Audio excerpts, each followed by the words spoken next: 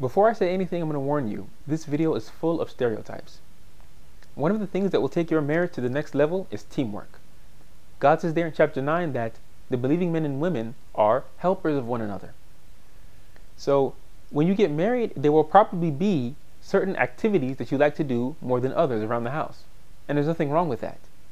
The best thing for you to do, though, is to become well-rounded in household chores. What this does is two things for you. First thing it does is it helps you become more attractive to potential spouses. People are naturally drawn to others who they feel are intelligent and have many skills. So in the course of talking, the sister might say, oh, he actually knows a little bit about cooking, or oh, she actually knows a little bit about how to take care of cars and stuff. Again, what this causes people to be attracted to you because it shows that you have more skills, that you're independent, right? That you can take care of yourself if need be.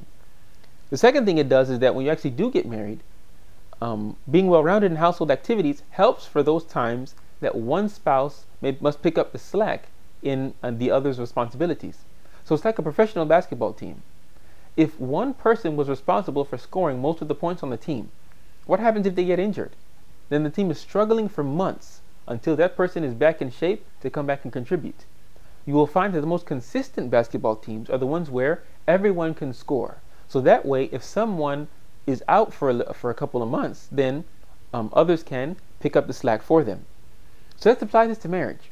Let's say Jamal is the primary, who's the primary person in charge of culinary services, and Jamila is the primary bookkeeper. What happens if Jamal can't do his job? Then for several months, Jamal and Jamila are both eating unhealthy takeout food or burnt food because Jamila doesn't know how to cook. See, if Jamila just knew a little bit about cooking, not that she doesn't have to cook as good as Jamal does. He's the primary one in charge of culinary services. But if she knew just a little bit about cooking, and she could just learn how to cook a few things, then when this time comes, it will be easier on the both of them. Let's take it to the other side. Let's say, what if Jamila can't do her job, of bookkeeping?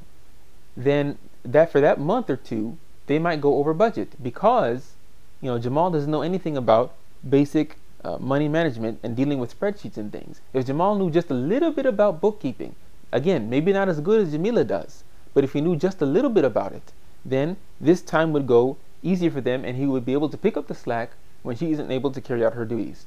See, marital responsibility is like a seesaw. Okay, at one point, a point in time is going to come where your spouse is going to take more of the responsibility than you.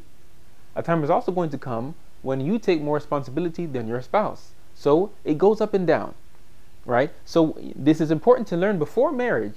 That way, when it actually happens during the course of your marriage, you don't become resentful. So Jamila shouldn't say, why have I been cooking for the past 2 months? This is his job. Why is he not doing his job? Well, she needs to understand that, marital responsibility is like a seesaw. And a time will come when he is going to shoulder most of the responsibility. So before you get married, try and learn a thing or two about cars. Learn how to cook a few simple dishes. All right, learn the basics of money management. This will help you become more marketable and will make those times when the brunt of the chores falls on you easier for your own self and for the family as a whole. Brother Q signing off. Assalamu alaikum.